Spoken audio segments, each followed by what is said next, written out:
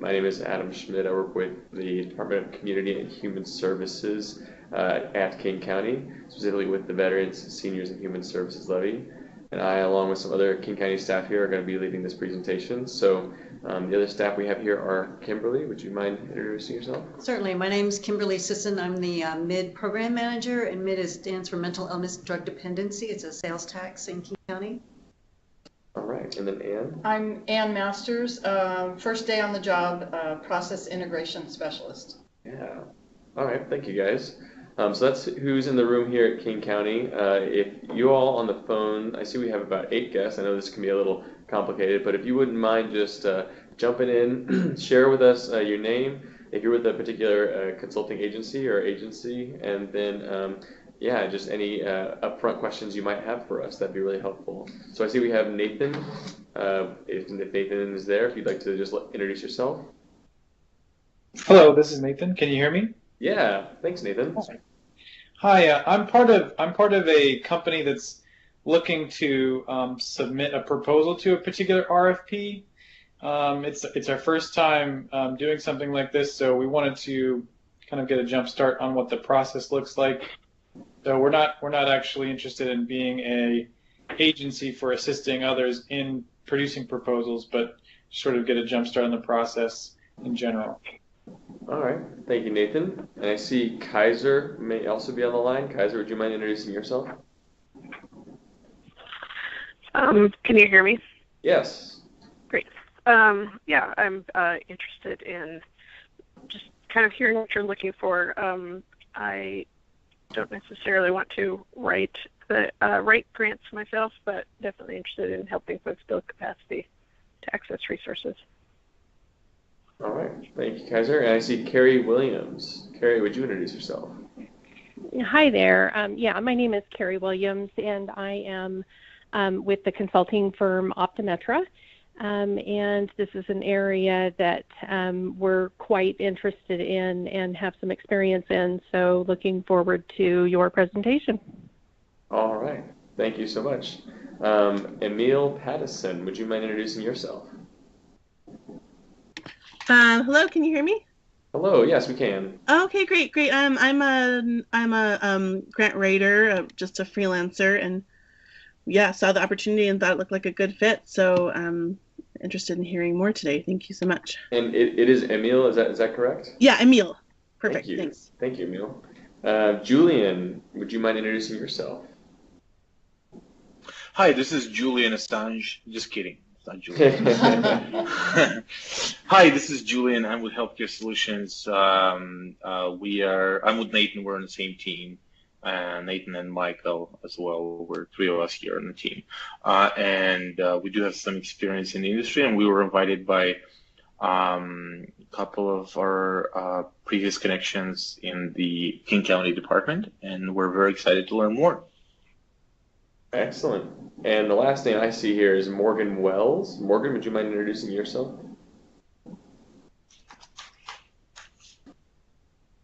If you're shy, that's okay too.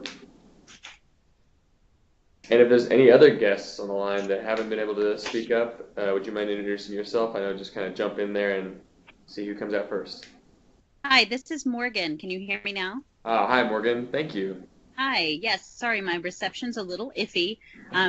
I work at the Nonprofit Assistance Center where we do capacity building for grassroots people-led nonprofits, and we've done technical assistance for a variety of grant processes, and we're excited to learn more about this one. All right. Thank you, Morgan. Any others on the phone? Yeah, can you hear me? Yes. Hello? Yeah, this is Catherine Brenti, and I am currently one of the best arts TA providers in a similar role. Really love doing this work. And as you're doing the presentation, one of the things I'm curious about is, given how big the this levy is and how many different potential procurements this could be, how many of them are you looking to offer TA on, and if you have a general sense of the calendar, specifically, like how many of them get kind of grouped up in the same timeline versus spread out? Mm-hmm. That was Catherine Valenti with Valenti Consulting, correct? That is correct, yes. All right. And before I get to that question, are there any others on the phone that wanted to make sure and introduce themselves? Hi, yes. My name is Kimberly Ostenoser, and I'm with Optometra. Carrie Williams, who introduced herself earlier, is also, I'm with her company. I'm the VP of LTSS and Specialty Services, and just want to say that Optometra's core business is around helping organizations do things like this, respond to RFPs and things of that nature. And so just to echo what Carrie said, we're really interested in learning more about this opportunity. All right, thank you. Any others? Hello, it's Michael Nikitin. I'm with Julian and Nathan on the call. And the guys mentioned we are providing solutions to King County elderly residents right now, and eager to hear more about things that King County is doing in that regard. All right, that sounds good. Thank you so much all for joining us today. So just to kind of review, I'm Adam Schmid with the Veterans, Seniors, and Human Services Levy. I'm more familiar with some of the community engagement work that's gone on today. Kimberly, who I introduced herself earlier, is going to be really our expert on all MID things related. But if there is ever a question that we can't answer, our job today is to make sure and record it. That's why this session is being recorded. And we're going to make sure and answer them in detail through the Zoom Grants application system as well. So if for whatever reason we can't get to something or I forget to answer something fully, we'll make sure and respond there. So we'll answer a few of these questions. I'll go through this simple PowerPoint I have up on the Skype web call. I'll give a little pause at the end of each slide. So if there's a question that comes up, or if you would like to make sure and reiterate something, that's a great time to do that. But with that, we'll get going here, and then we'll be on our way. I don't think we'll take the full 2 hours today, but we do have 2 hours blocked off. So thank you again. So our agenda today, just to go by quickly, is to do the brief introductions we've just done. Great job. Now we're going to do a quick overview of what exactly is the Veterans, Seniors, and Human Services Levy, what is the Mental Illness, Drug Dependency, Behavioral Health Sales Tax, what is the technical assistance we're seeking through this RFQ, and how do these providers fit into the grander strategies of those two investments? What strengths are we really considering? What are the criteria that we're going to be expecting? What's the timeline you all can expect from us? And then how do Q&A sort of get uploaded and shared back to you? So moving forward, we're going to start now with the background. The VSHSL is an acronym you're going to see a lot throughout a lot of our documents. That stands for the Veterans, Seniors, and Human Services Levy. I won't go through this entire slide in any great depth, but basically what you need to know is the 6-year property tax levy. It's going to last from 2018 to 2023. It promotes 5 results areas of healthy living, housing stability, financial stability, social engagement, and service system access. If you want to know more about this information, our website is kingcounty.gov/VSHSL. That's throughout the RFP, and it's also available at the end of this PowerPoint slide. This is really more of a grounding technique just to know what the levy is focused on. And across all those areas, we heard in the development of this levy a great need for technical assistance being provided to make sure that those services are being rolled out through small organizations as well as those traditional larger groups that have been providing this type of work.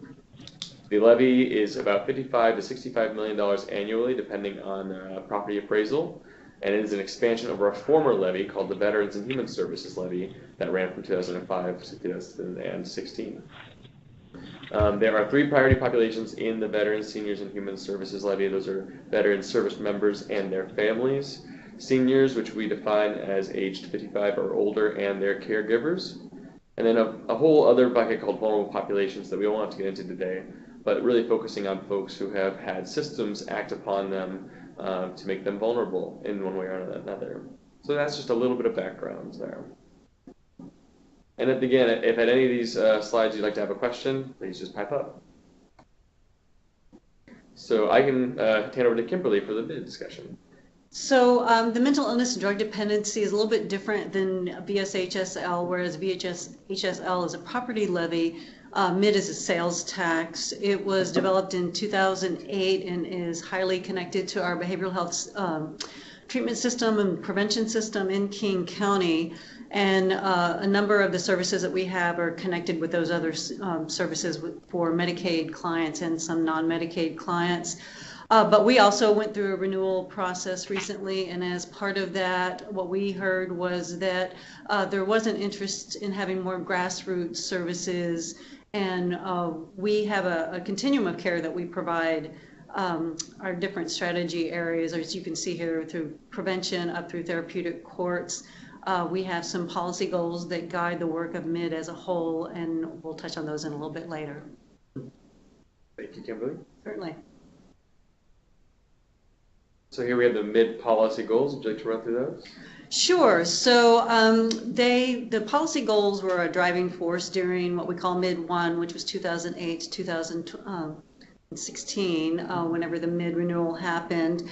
Unlike the VSHSL property levy, MIDD is voted upon by the council. It's what they call councilmatic. So the council approves it, and these were the priorities that council and the Behavioral Health and Recovery Division in King County, along with communities and providers, identified as the focus of what we would like, the type of services that we would like to fund and what we want to see as the outcomes.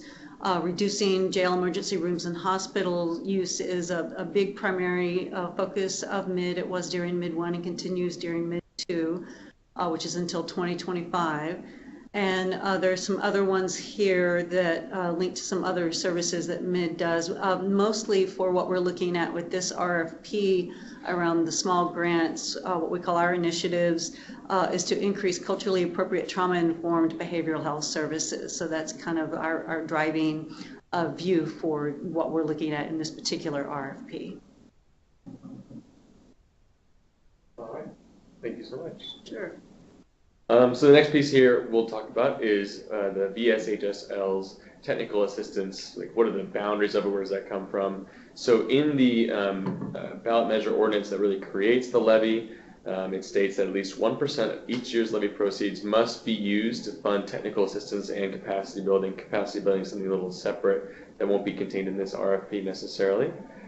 So it's a consistent funding stream throughout the 6-year property tax levy.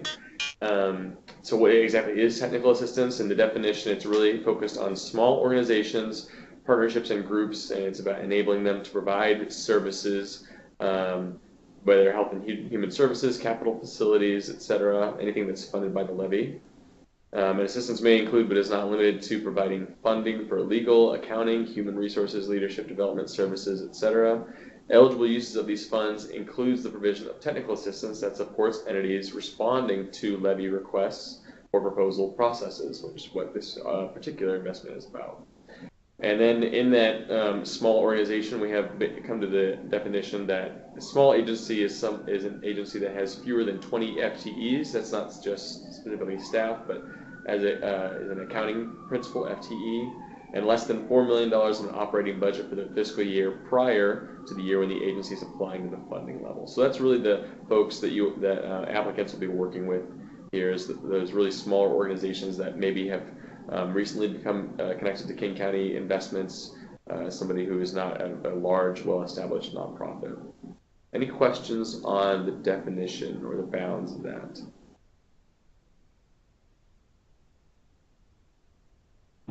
Yes, I have a question. Go ahead. A question would be, at any point would that category or that definition be revisited? And I ask because there are a number of organizations that are that wouldn't fit into that classification, that as someone who's provided TA for other government organizations that would be considered a little larger, but they still don't have the resources where they have people just dedicated to doing the RFPs, right? There's some organizations that I think would apply and needs help that we've helped in the past, but they wouldn't fall under that category. So I'm wondering, at any point would that definition be revisited? So just to pull the curtain back a little bit, this definition was come up as a collaboration between our leadership and with the council's intentions. So we considered basically what have we received applications for thus far? What are the general sizes of groups that we felt would be in need of some additional assistance, or could maybe just allocate funds year over year, but weren't able to, as you were implying earlier, dedicate a hired staff that can consistently do this. So I know that the goal is to maintain a consistent definition so that folks know throughout the entire property tax levy that they would be eligible, and they can, if they ever see an RFP come up, apply. So at this time, I don't have any knowledge that it would be revisited, but I will make sure and speak with my leadership and see if that's something that they're going to reconsider at a 3-year or 2-year mark based off of applications. If it's not, since it's not set in ordinance, it technically could be altered in the future, but there are, as I said before, there are currently no plans to revisit that definition at this time. Kimberly, yeah. And thank you so much for that. And just to add to it, you know, when you think about smaller organizations and the way that RFPs have been set up, a lot of them have been dedicated to program support versus capacity support, right? Yep. So a lot of organizations who have gotten funded to do programming, so that means that the staffers have been dedicated to programming versus the capacity, and being able to apply for RFPs and other things are capacity issues versus program support issues, right? Yes. So that's part of the reasoning and thinking why I asked the question. Yeah. Kimberly, yeah. I did want to let you guys know that when it comes to that question, while MIDD is coordinating with VSHSL on this RFP, we're at a later stage going to be having our grant initiatives come up, but we do not have the restrictions the levy has. So ours is a broader consideration of who might apply for those grants within those MIDD initiatives. Yeah, and I think it's a great point too. If we see that, you know, the intention was really great, we got this the parameters off. There's nothing I think forbidding us from being able to revisit that and renegotiate these contracts. At this time, this is what we sort of have heard would be about right. But I want to reiterate that it's not set in ordinance, it's not mandated by King County Code, so we still have that flexibility there. So yeah, but this is what we're operating off of for this RFQ as of right now.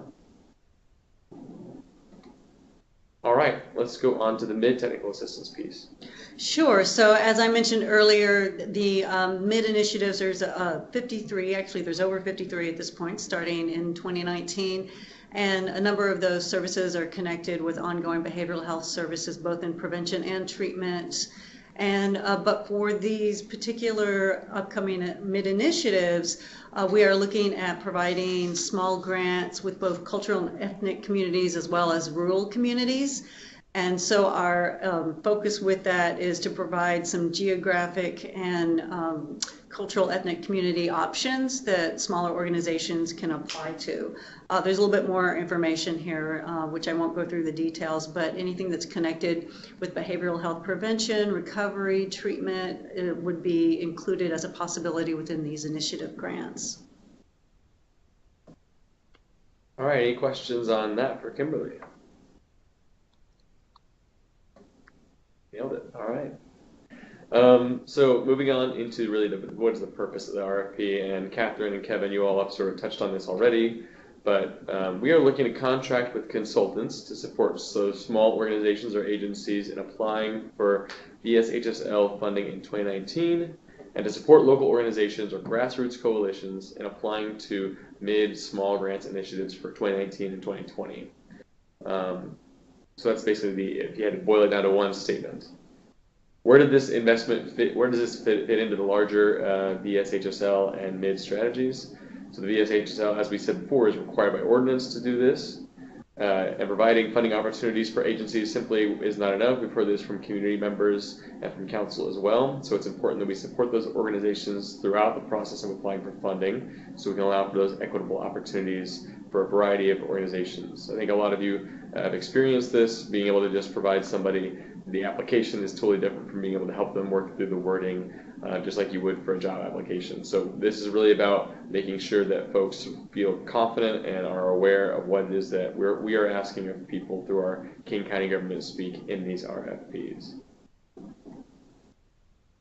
And some of the services procured in the RFP, we'd ask that people ask for agency information. That's the FTE and budget to make sure that they're fitting under that definition. Eligibility we noted earlier, in order to determine their eligibility prior to receiving the assistance, and that applies to agencies for the VSHSL funding, as Kimberly noted earlier.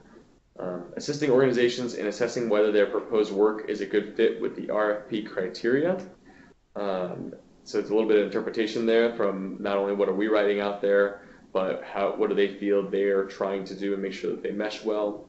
Assisting organizations in understanding the RFP requirements and support identification of ongoing internal support that may be needed to meet their requirements. So if there are things that King County is going to be mandating regularly or provided to them, making sure that agency is well aware of those conditions. Assisting organizations in articulating and documenting their story and proposed work that demonstrates the community's need and the organization's ability to meet those needs. Guide organizations on how to respond effectively to that RFP, edit and proofread applications, and then if requested, providing feedback on draft RFP during the development stage before the RFP is actually released. King County is doing a lot of community planning sessions for the VSHSL. We'd certainly ask that if you have the ability to participate in any of those community planning sessions to inform the drafting process, participating in bidders conferences is another great way, as well to make sure that the development of the RFP is staying consistent and you think is approachable for some of these smaller organizations. So that's some of the services. Any questions or things that we're unsure of from this?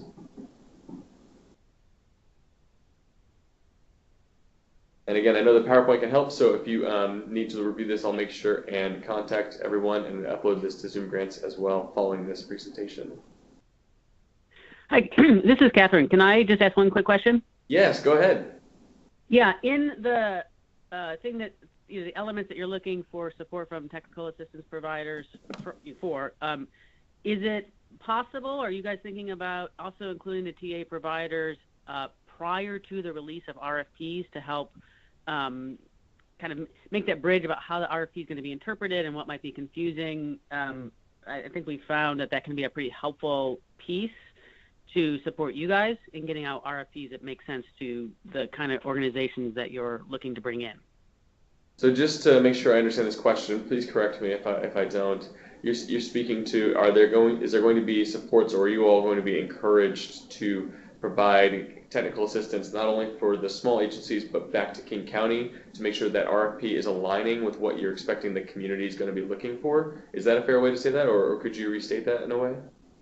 Less what they're going to be looking for, but more in the making the procurement process easier for the small community-based organizations. Giving an advance read and giving us a heads up prior to it then being released, but also an opportunity to provide feedback on what could make for applications that are easier for some of those grassroots organizations that you're trying to bring in. Yeah, I mean, I certainly think that's something that we're going to continue to ask, that we make sure we are doing that in an appropriate and effective way. I think that we would want to make sure and support any of these TA or these assistance providers that we might be funding to be providing us with feedback as we are going through the development stage of those RFPs. On our, at least from the levies perspective, on our website, kingcounty.gov/VSHSL, we have a timeline of the upcoming RFPs, as well as the sort of period where our program staff are going to be drafting that. And I imagine that this could be a two-way sort of dynamic where we not only encourage your participation through coming out to the public-facing meetings, but also that our program staff who are developing those reach out and provide some sort of early stage draft of this information as well. That's not explicitly written in here, but if that sounds like something that you are all interested in, making sure that you're abreast of what's happening or what are the upcoming RFPs before they're released, we can certainly work through that, how that would exactly work together. But it's not something we're opposed to at all. I think it's very appropriate. Great. Yeah, thank you. I'd recommend it given our experience with Best Starts as well. I think it was helpful. That's really great feedback. And Kimberly, did you have anything you want to say on that? No, I think we'd be open to hearing some feedback and perspective on what might make a more robust and usable RFP for providers that would be interested in, or organizations that would be interested in it as well. Excellent question. And I have done your note, Catherine, if that was you, about the bunching of the RFPs. Do we know when they're going to come out? I will continue to address that in a later segment, but just so everyone knows, on the King County VSHSL website, which we have linked in the Zoom grants application as well, there is a kind of a rough draft timeline of all the upcoming RFPs and RFQs for 2019 and beyond. You can see there's a bunching right now, and then I think there's a bit more bunching in Q4 with a little bit of a break in Q3. But yeah, that'd be a great resource to know sort of how do I stage out my time allocation. So commitments. Oh, sorry. Is there a question?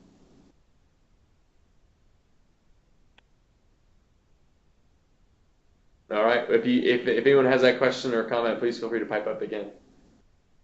So just a call out here, we have a slide up about commitment to equity and social justice. So King County is leading with race in our commitment to equity and social justice, and this RFP or RFQ is no exception. For many in our region, King County is a great place to live, learn, work, and play, but we do have deep and persistent inequities, especially by race and place, that in many cases are getting worse and threaten our collective prosperity. So equity and social justice is this integrated part of the county's work and foundational to the work of not only the Veterans, Seniors, and Human Services Levy, but the MIDD as well. Our goal is to ensure that all people, regardless of who they are and where they live, have the opportunity to thrive with full and equal access to opportunities, power, and resources. For all VSHSL and MIDD-funded programs, we seek to support organizations that are reflective of and embedded in the communities they serve, and recognize and address the disparities disproportionately that exist in our communities. And you all have sort of touched on this as well. I think it's something that it's important for us to stay up front and address so that we can be accountable to that and make sure that we're still pursuing that.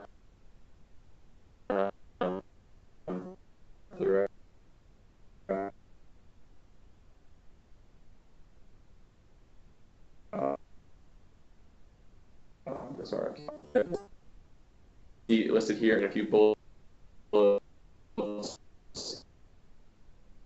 below detail. It clearly describes. Ooh, interesting.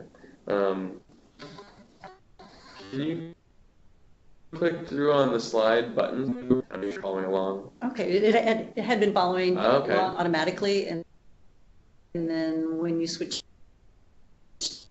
to this last slide, I showed my screen to Adam because those of you that are viewing from somewhere else may have a similar situation where you may need to click the slide. Yeah, so, and sorry, technical problems are always fun. I'm seeing my Wi-Fi might be getting a little bit of issues. I've attached this PowerPoint to the call. If at any time you can't see what I'm seeing, you can certainly download and click through this as well. So don't let me slow you down if you want to even advance. But on the criteria and process slide, and I'll read through this information here. So the rating criteria, applicants clearly describe successful experience funding fees. The applicant can clearly describe working collaboratively with community-based organizations and grassroots coalitions. They can clearly describe how they cultivate relationships with community-based organizations and or grassroots coalitions. They can clearly describe how they meet the organization's cultural, linguistic, and geographic needs, and the applicants can provide 2 to 3 references. So that's some of the rating criteria we'll be maintaining throughout this RFQ. The rating panel. King County staff, external subject matter experts, evaluators, members of the VSHSL Advisory Board, members or designees of the MIDD Advisory Committee, community members, and members of the designees of the King County Council as non-voting members will all be potential in this rating panel. What is the rating panel review period? The rating panel will review applications between March 1st, 2019 and March 15th, 2019. We are still holding those dates as of right now. The snow obviously caused a lot of backups on this timeline, but I think that's still a very good time for us to be reviewing those applications. Finally, final selection of awardees will be made by the DCHS Director, the Community Services Division, VSHSL Director and the MIDD Strategy Coordinator based upon recommendations from those review panelists. King County will execute contracts based upon the final selections made therein. So again, a lot of finite details here. What questions do we have? What is still unclear? Or what do we need to clarify for you all? Don't be shy if you have them. All right, well, I'm gonna, again, if you, at any time you have a question about any of these pieces, please speak up. We want to hear from you. So the next slide I'm gonna advance to is the timeline slide. The RFP release date was January 25th, 2019. We're having this bidders conference information right now just to kind of go over some of the details and answer some of your questions. So if you do have questions that you still want to have answered after the bidders conference, we will continue to take those until February 22nd, 2019, which is coming up pretty quick. The application deadline is March 1st, 2019.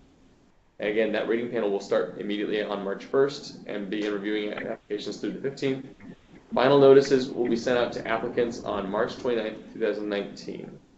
So we're looking at the next 6 weeks or so, 5 weeks or so, to make sure that this entire process goes through smoothly. I know this can be a stressful time, so please let me know what we're struggling with or what you want to make sure is crystal clear before you hit that submit button. Adam, this is Emil. I have a question. Hi, Emil. Go ahead. Hi. How do you decide how many contractors you're taking for each role, or total, I guess, for each role, and then how much does each contractor commit to as a part of this work? So you were saying how many will we choose to accept? Is that correct? Yes. That can be a really flexible answer. It really depends on how many we feel are truly qualified, and then it also depends on the amount of funding that we're going to have available. And that's sort of what the rating panel, I think, will decide. We haven't set down a specific criteria for those rating panels, and I think it's something that typically will be decided in the or amongst that committee. But certainly, we're bound by the total amount that we have and by the number of qualified applicants that complete the process and actually apply. So I can't give a firm number on any of that information, I'm sorry. That's okay. But yeah, and then you had another question in there, and I don't think I quite caught that. Could you repeat that if you had Sure. And how much work would each consulting organization or individual be taking on? Is that also sort of up to discretion? Yeah, I mean, I think it would depend again on being able to articulate that you have an understanding of generally how many application RFP processes will be happening in 2019 for the VSHSL consideration. Being able to look through that and understand, I think in the first year there's quite a few. So being able to recognize that in the application, and then I think within there, the sort of secondary piece that's hidden is, how many small agencies or qualified agencies really would we get in, and that would greatly affect the amount of workload. I think it's our goal to try and boost that so that each RFP at least has several that would be applying, but it is a very flexible and sort of undefined area of work, unfortunately. This is more, I think, going to be about your all's ability to recognize, which RFPs are going to be most conducive to receive applications from small agencies. So those maybe requesting a large capital facility might not be most appropriate. But I know at least for the levies perspective, there are several coming up that could certainly be competitive for smaller agencies. But if that's not conclusive enough, I'll make sure and circle back with my operations team and see if they have maybe a more finite or at least a cap on the amount of work expected. Okay. And Kimberly, did you have anything you want to add on to that? I don't. And Adam, you've been referencing the RFP list that's on the VSHSL website, and MIDD also has one, although I think ours might be a little bit more out of date at this point. Most of our programming is already contracted out or due to go out to a provider at this time. We do have these two small grants that will be coming up. We expect in 2019. We actually do not have a solid date on when those are going to be available and released into the public. So at this point, we're hoping to do that in 2019, but I just want to let the people that are listening in know that ours is a lot less solid than VSHSL at this point. We can say that. because they were doing this process with this RFP, and because we're coordinating within King County, we're like, well, we don't have a strong need to do this at this point in time, but we will in the near future, and so we wanted to connect with them and get on board with this. So I just wanted everyone to realize that ours is a lot more kind of fluid at this point. Okay. And did you have a follow-on to that? I know that wasn't a totally conclusive answer for you. It sounds like it's just to be determined based on the number of people you select to provide assistance, and the number of people who apply, and there's an assessment process based on who among those is actually going to receive the technical assistance. Right, and I can certainly speak from my background experience. In 2018, we released an RFQ for senior centers where we asked for some technical assistance there to be provided, and it really did sort of fluctuate based off the agency's interest in participating in that and engaging with that. It also depended on, like a few have mentioned already, sort of the competence level, the ability to actually have dedicated staff or people who have done this before, their confidence in the way it's written. Those factors can really influence it. So, but I'll make sure and circle back with our team and see if I can provide any sort of a cap or bounds on that. But this would really, my vision is this would be sort of a bank of colleagues who all are coordinated together on, knowing when the RFPs are coming out, speaking and making sure that your presence is known, and then being able to talk, and I think this might be part of your application as well, telling King County what you expect would be required of your time, and the amount that you would obviously change the amount that you would request as needed. But yeah, make sure and communicate that to us. If you've looked through some of the procurement timelines and seen that this is a lot of work in 2019, and that you're going to need to dedicate more hours than maybe we might be expecting, that might be a part of your application as well, and part of the dialogue we have in the contracting period as well. Okay, great, thank you. Thank you. Hi, this is Catherine, and this is a related question. I am looking for the timeline that you said is in Zoom grants, and is it? I don't see anything separate that it's a procurement timeline. Is it looking through the implementation plan where we would find this? I'm going to put in the chat box the link that I would reference. It is an Excel type database. It's not quite Excel. It's a little bit more fun actually, and it's on our website with /VSHSL-funding. I'll put that in the chat window there, and I'll make sure that it's in the Zoom Grants application if it isn't already with this presentation. But what that is you can sort through this sort of Excel sheet like format and be able to filter down to just those RFPs that are coming out in 2019. You'll be able to see which teams are leading them, so whether it's the veterans team or the older adults team. And as we get closer to them too, you'll start to see when the community planning sessions are going on, and we get more specific from, rather than going a quarter or a month, we get really tight on the specific date it'll be released. That, I think, might help you all sort of anticipate, at least get closer to anticipating the number of RFP processes that are going to roll out. And I apologize if I was unclear. There's the timeline for this RFQ, this RFP, and the grander levy rollout RFP timeline. Okay, great. And then I just want to make sure I heard your last answer correctly. Yes. You're thinking right now is that TA would be available on all of them, and we would sort of, obviously some would be of more interest. Yeah, I mean, I think that is the sort of goal we're looking at right now, is sort of let's get a bank of qualified technical assistance providers who could at least help interpret some of the maybe government speak that we might use in an RFP for every investment. I think there are maybe a very small few exceptions. I'll make sure and note that if there are exceptions for 2019. But yeah, I think that would be the goal, is we would have a group of qualified applicants who know each other and have communication with one another and can sort of work through which applicants they're going to be working with as each RFP comes along. So rather than it just sort of be a wild west of first come, first serve, we randomly have people, maybe multiple agencies working with one small group. We have more of a sort of assigned or routing to kind of balance the workload amongst the bank of qualified technical assistance providers. Does that make sense? It does. My thoughts go to a couple of different things. Okay. In the experience we've had so far, particularly, and I know Kevin's on the call, we've been supporting you guys in a few of the ones you guys have pushed out so far, and yes, a few of them just have not been of any interest. And so Okay. there's a lot of time, our time going into the front end of reviewing and working with you guys, and then they're just not appropriate. So, and that, it doesn't feel good on our end, and probably to, not be used in that. And so it's probably not cost effective. So it might be helpful to narrow down, like, which ones you really want to target small CBOs for. Okay. So we're not burning through budget, like, on stuff that's not going to utilize. So that's just a suggestion. And the other thing is, just given the scale and the possibility, it does, there could be a pretty fast burn rate on this, without the sort of boundaries, so. Okay. And again, these are just suggestions given the scale of this and, and the limitations on the total amount available in this RFP. Okay. Yeah, thank you, Catherine, for saying that. And one of the,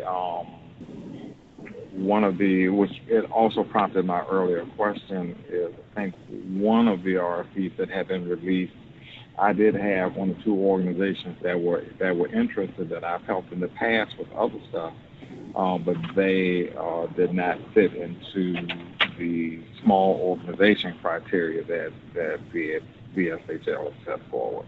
So I was unable to help them. So it sounds like what I'm hearing, just to kind of reiterate back, is that if we are able to really identify particular investments from the Veterans, Seniors, and Human Services Levy that would be of most interest for smaller organizations, that we sort of do that on the front end so that you all don't have to spend a lot of staff time researching, understanding all this RFP language, only to have maybe a handful or less of small groups actually be able to apply. That's a really great point. That's something that I think should be on our team, and I'll make sure and capture that feedback. So thank you for providing that. And then just making sure that if we have larger investments that we really don't anticipate getting much in, being able to communicate that well ahead of time so you all can sort of focus your energy on the smaller areas. Those are great pieces that I think that it really should be on King County's operations team to be doing, and I'll make sure and circle that back.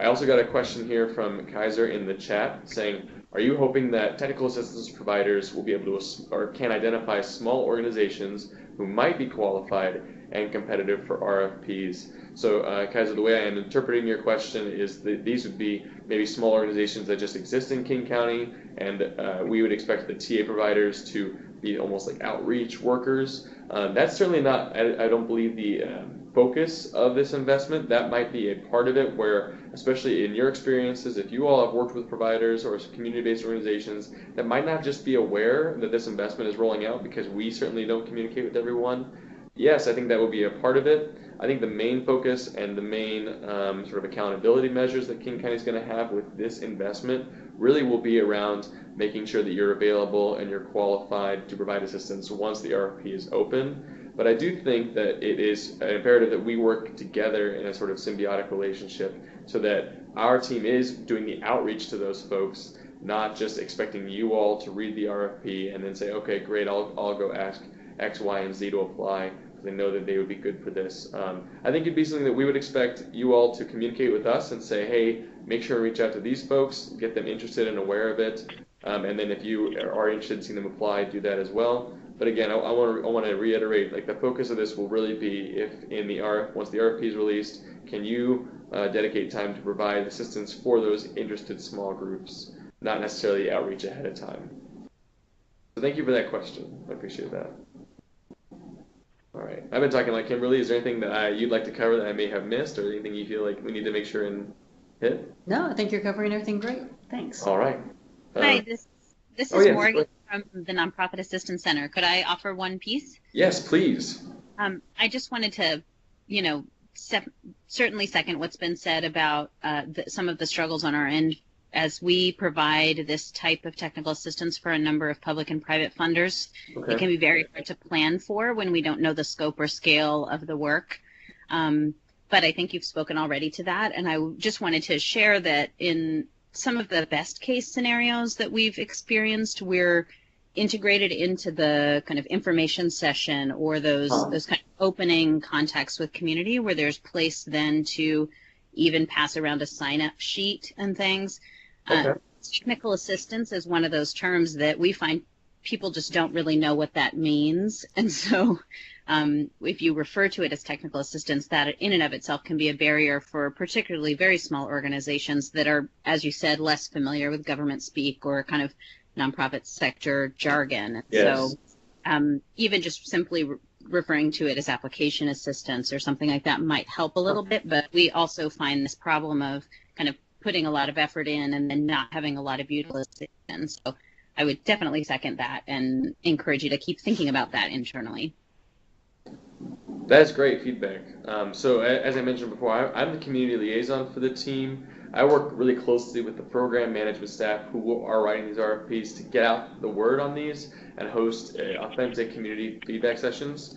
I did forget to mention this, but I think the goal would be once this process runs its course and we have a selected number of technical assistance providers or application assistance providers, as you said, we would make sure and be the team that's pushing that information out there, making sure that they know who these people are, whether that's sharing your contact information and making sure that you're invited and in the room. But it's good to hear from you all, and I'll just say this back so you all know it's sinking in, that you all obviously are competent and able to support the RFP process, but really you find a lot more value and you find your time is more successful when you are engaged in the front end as well. That's something that I just to be frank, I have not had as much time with this RFQ, so I really wasn't exactly sure of how all that would come together. But hearing you all say that definitely makes me think, okay, we will be trying to institute some sort of regulation or some sort of standard that about every RFP that'll be coming out. You are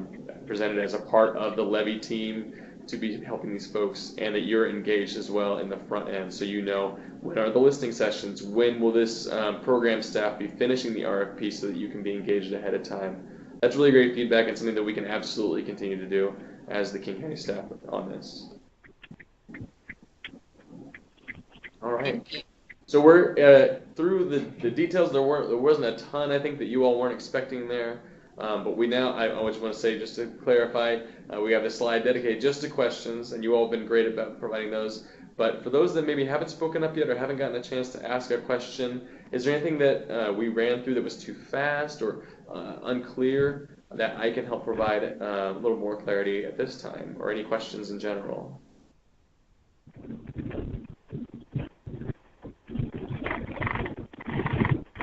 Hey, this is Nathan with Healthcare Services. Hi, Nathan. Go ahead. Just as a sort of follow-on comment to the conversation that was just had, it sounds like we're probably the only company represented here that is really sort of being proactive in trying to understand this process, because it's not something that we've done before. Okay. It sounds like that the participants in this call are really interested in knowing what some of the entities are that are interested in some of these RFPs coming up. So just in the interest of full disclosure, Healthcare Services Group already has a product that you can access at aidahealthcare.com. It's AIDA healthcare.com. And the RFP that we're specifically interested in is SS2B. So if there's any people that are specifically familiar with that specific RFP that would like to preemptively assist us in understanding how our solution might be translated into a proposal, that would be helpful. And Nathan, have you spoken with the program staff that are leading that work right now? I don't think so. Did you say you do believe so? No, I think not. Okay. Well, Nathan, if you wouldn't mind sending me any of your contact information, I can certainly loop you into the levy staff that are working on that. I'm not sure all the details they can provide you, but if there's anything that they can help just sort of clarify, I'll make sure and give you that information. So if you want to either send it in the chat log, or if you'd like to email me your contact information, I can pass that along. Sure. I'll just put it in the chat now. Oh, great. Thank you so much. Other questions? Anything that's come to mind, or we want to make sure and hear from Kimberly or I or me before we conclude here today?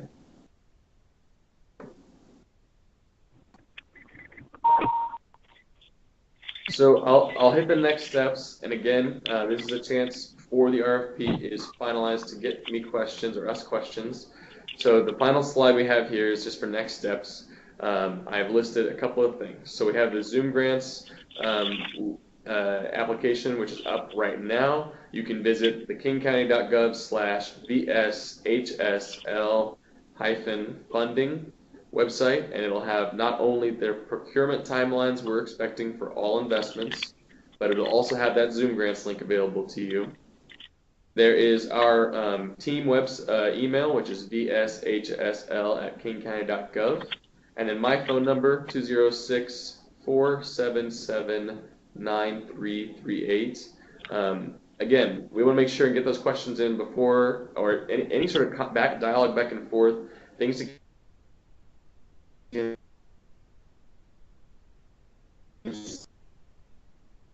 consider you all to keep sending. If there are other things like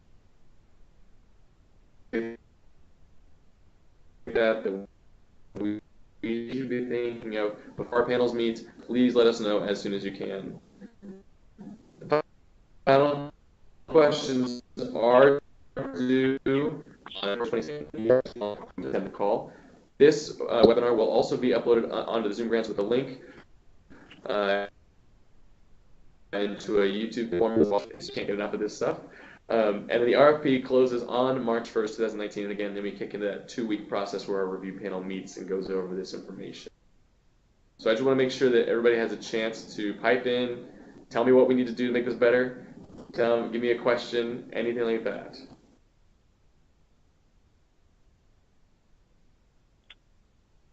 And then Kimberly, is there anything you'd like to say as well before we sort of wrap up here? No, I don't have anything to add. All right. Okay, guys, well, I'll remain on the line for a little while, but it sounds like we're aware of what's going to be happening next. Please let me know if I can make anything clear. Again, this will all be uploaded and re-put onto our Zoom grants application site. kingcounty.gov/VSHSL-funding is the place to go for basically everything related to this RFP. Thank you so much for taking the time today. I'll be on for just a few more minutes, and then I will log off. So thank you all for coming out today. Thank you. Thank you so much. Thank you. Thanks. Thanks, team.